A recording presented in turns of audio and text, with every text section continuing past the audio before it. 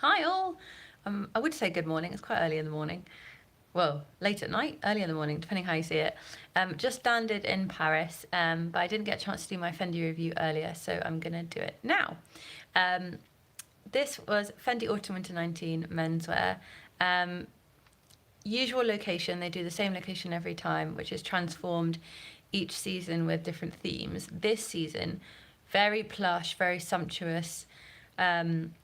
Black cushioned seats with white piping. Already you're thinking salon, boudoir, something a bit luxurious in the kind of traditional dressing gown sense.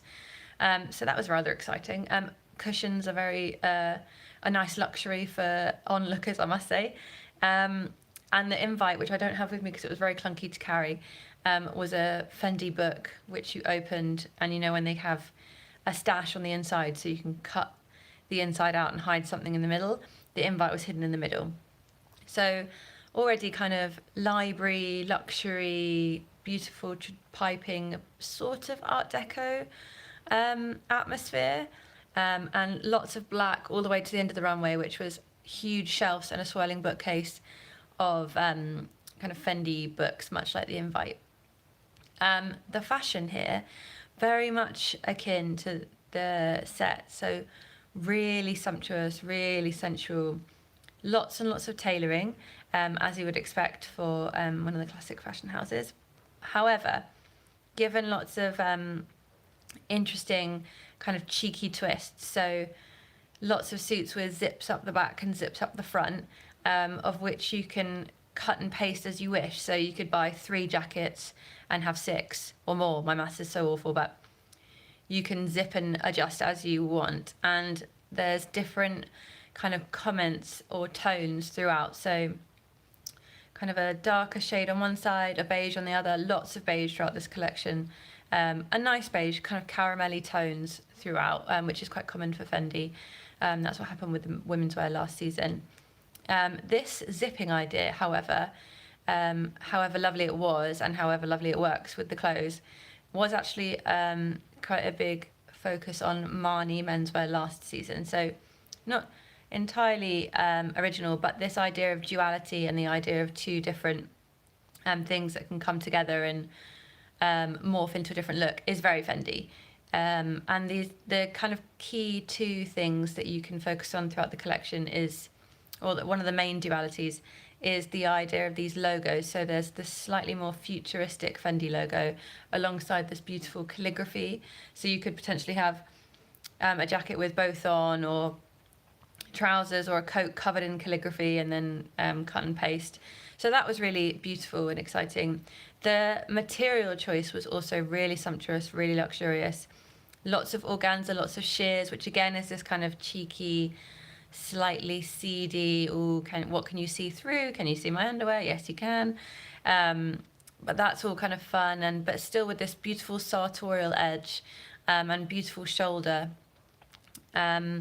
Also wonderful bags, absolutely amazing. So this was the debut of the menswear baguette, which was greeted with like great hurrah. Everyone was very excited. And this was a collaboration with Porter, which is a Japanese brand known for their kind of nylon wallets and crossbody bags. They're quite a traditional brand, it's kind of a staple in Japan, if you will. Like, you would buy it to last. And they have a very distinct label that's got Porter written on it. And so that collaboration, really interesting. It's nylon, but some of them were in satin as well. And on the Porter ones, they had double strapped. So slightly, you could look at this a multitude of ways.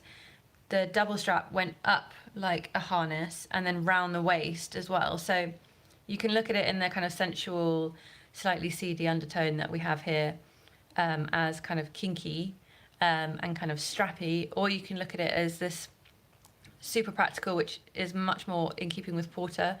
Super practical, super wearable, almost utilitarian approach to it. Or you can just kind of see it as a slightly more sportswear-y element amongst all the tailoring. So a multifaceted item, but one that I'm sure will go absolutely bananas. The satiny tone, almost jewelly toned bags were amazing. Huge oversized shearling bags, all kinds of wonderful, wonderful accessories, really dainty gold accessories as well on the men.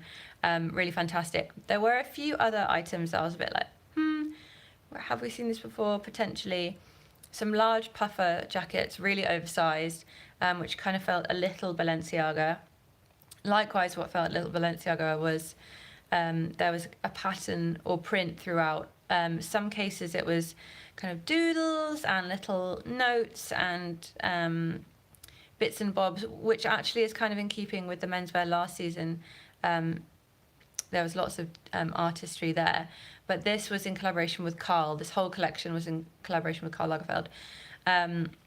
And so when I asked Sylvia backstage what the print was and the illustrations, because it did feel a little like Balenciaga's graffiti, particularly on the puffers, she was saying it's capturing the thought process between her and Karl and all these moments and literally the entire process. So pictures of dancers, scribbles, doodles, drawings,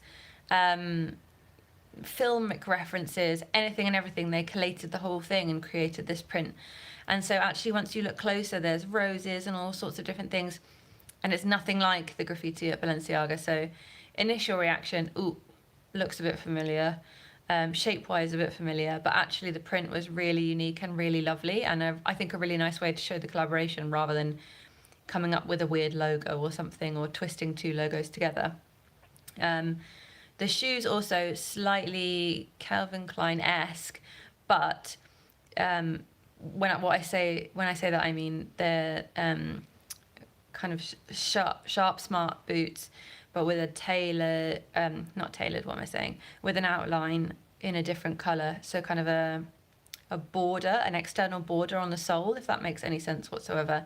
And these really succeeded when they were brown, kind of with a pop of yellow. These kind of pops and tones, different tones of colours amongst this caramel wash was really, really strong. And yes, those shoes do feel familiar, but actually they looked striking and new against all the other looks. So I was really, really impressed with the collection. I think it's one of the best Fendi menswear for a while. It had this perfect balance of moving away from streetwear, and actually I have a really good line that Sylvia said backstage, and she said a suit is the most subversive thing the youth can wear today, which is quite interesting. So having 2 seasons ago gone sportswear nuts, now this is kind of much more succinct, much more beautiful. That's awful English, terribly sorry. Really strong tailoring, really strong lines, really wonderful twists in textures, amazing leathers and shearling and organza, and all about the sheer and seeing through it and playing, and what zip to reveal and zip to cut and paste, and the duality of this futurism with calligraphy. So it's almost this super traditional but slightly twisted. That kind of sums up the whole collection basically. Yeah, very, very, very impressed. The accessories were absolute king. And yeah, I just thought it was a really, really good step in the right direction.